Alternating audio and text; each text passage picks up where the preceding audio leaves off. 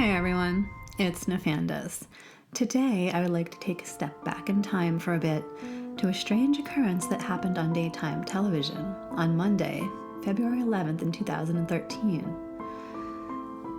During that day, regular TV programming was on and running accordingly, only to be interrupted by what seemed to be an alert from the emergency broadcast system, or a spoof thereof.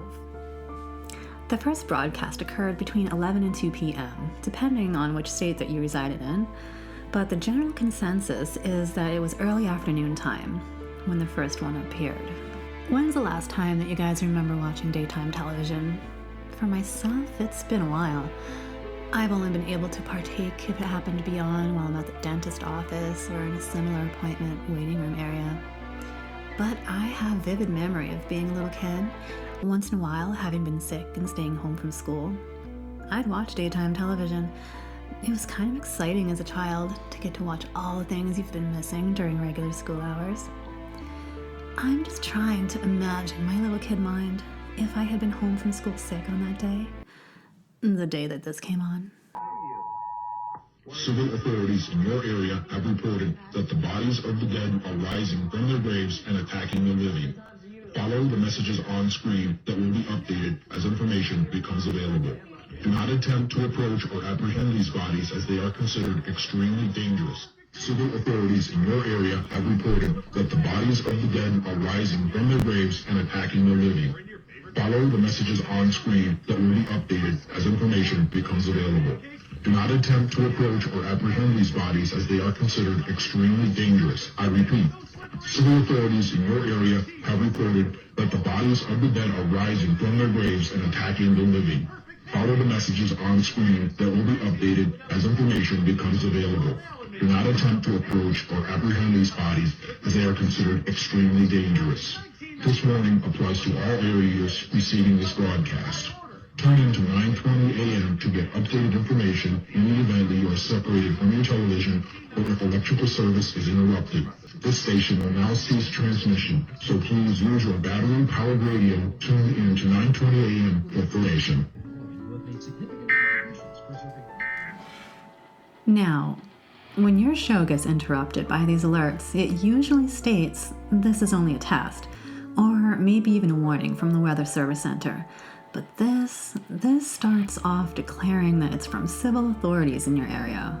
Huh, that's different. What or who would be deemed as a civil authority? So, according to its definition, civil authority is an apparatus of the state other than its military units that enforces law and order. So, I'm thinking governors, maybe even the police departments. It doesn't inform you who exactly is issuing this alert, which is the first red flag that this is a hoax. So being this purposely vague, it led me to wonder if it had been more than just one township or area that received this broadcast. And lo and behold, it was. Montana, Michigan, Utah, New Mexico, and California all received the alert within hours of each other. So why these TV stations? Now, I'm no expert, but I do understand that they can transmit more than one program at a time due to their substations to several surrounding areas. But California, LA to be exact, they got the alert too, and they are hundreds of miles away from each other. So, how did this happen? Well, it's the timing. It just so happens that the US recently replaced all of its old telephone-based alert systems with the new online kind. This action enticed hackers with a shiny new conquest, and using a backdoor attack, this allowed them to easily access the security of the EAS equipment. Any station that had neglected to change their default login and password, the hackers could access. After this incident, the FCC urgently advised stations to disconnect internet connections, reset all logins and passwords, and also to take further steps to make sure that this doesn't happen again in the future. And just who was responsible for all of the shenanigans? Well, sources that I've read said that it was an overseas source.